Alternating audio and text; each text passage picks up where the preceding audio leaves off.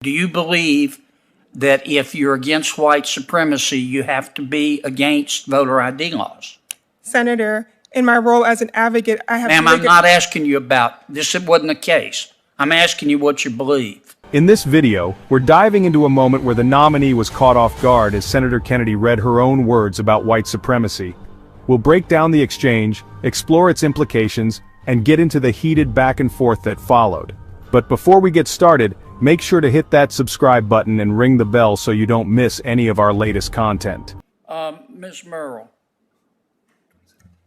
I'm looking at an article you wrote in The Breach in 2017. You said, I'm going to quote, "It's inconsistent to denounce white supremacy but not repudiate voter ID laws." Did you say that? Thank you for the questions, Senator. You're welcome. I believe that was an interview I gave in the days after Charlottesville, Right. and I believe those statements were it was in my role as an advocate regarding my work representing voters in Alabama challenging. So you didn't mean them as a person?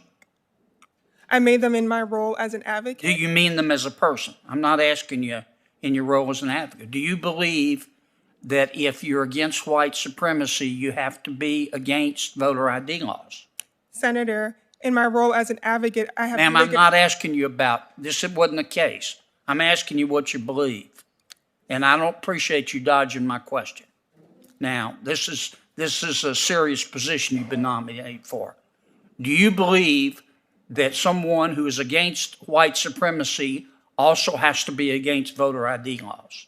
Senator, no. The Supreme Court has held that photo ID... What do you believe? I believe that the Supreme Court has held... What do you believe personally? I believe that photo ID laws have been held to be constitutional. Do you think voter ID laws are appropriate or inappropriate? I believe those are questions that election officials... Do you believe that voter ID laws are appropriate or inappropriate? I believe that photo ID laws have been held to be constitutional. I believe there are cases in which they are... What do you believe? I believe there are cases in which they are appropriate. What do you believe? I also believe there are cases in which they can... What do you believe? Senator, let her answer, please. I'm trying to. We both know what's going on, Mr. Chairman. Let her complete the sentence. Well, let me do my own questioning, Mr. Chairman. I appreciate your help, Professor. Do you believe that voter ID's laws are appropriate or not?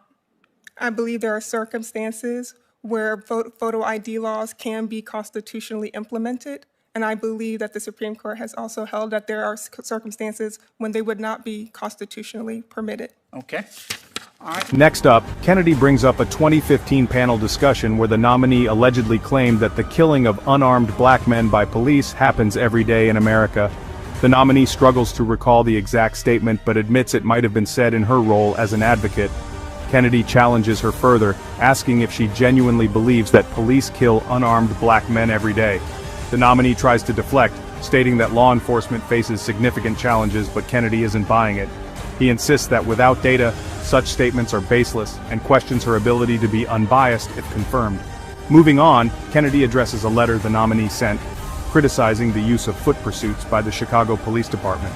Kennedy questions her stance on whether police should be allowed to pursue suspects on foot, given the context of the letter. The nominee clarifies that her concern was about dangerous and unnecessary pursuits, not foot pursuits in general.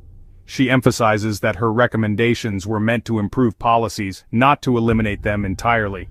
In another part of the exchange, Kennedy brings up a tweet from the nominee, suggesting that judges might be influenced by protests. The nominee insists that judges should remain unaffected by public opinion and focus solely on the law and facts of each case. Kennedy probes further, asking if she truly believes judges could be swayed by protesters. The nominee reassures that judges should and would adhere strictly to legal standards. Finally, Kennedy revisits the topic of voter ID laws, referencing a 2021 SPLC report where the nominee reportedly said such laws are burdensome and serve no legitimate state interest. The nominee struggles to recall the specific language but stands by her commitment to uphold Supreme Court decisions. Kennedy questions whether she still holds these views and demands clarification on whether she believes voter ID laws are appropriate. So, what do you think? Leave your thoughts in the comments below. I'd love to hear from you. And remember, if you enjoyed this deep dive into the Senate hearings, hit that subscribe button and stay tuned for more content like this. Thanks for watching, and see you in the next video.